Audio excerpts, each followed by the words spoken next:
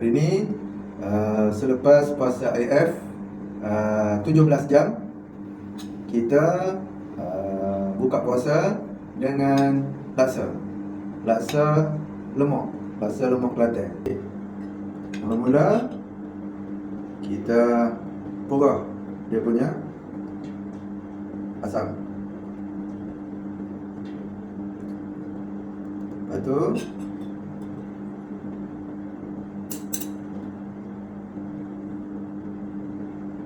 belacan, hancur ke dia. Ni belacan gaul. Belacan ni boleh sedapkan lagi kita punya laksa. Ulam-ulam, kita ada ulam timun, kacang panjang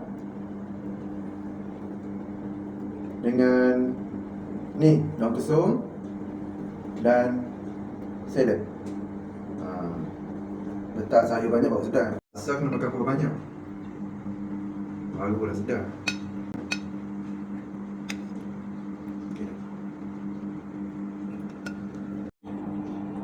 Kita tengok setara mana kita punya laksa yang kita buat ni sedap tak.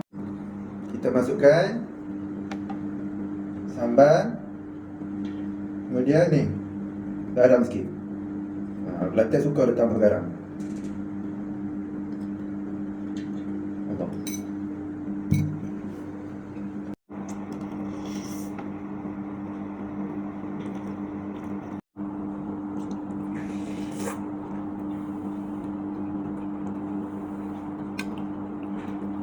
Sudah jadi.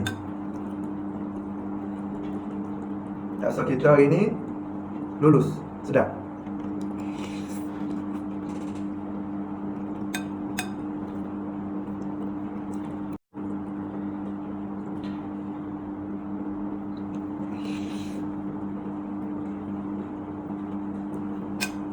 Sedap. Garam, gula cukup, belacan pun rasa. Cukup rasa.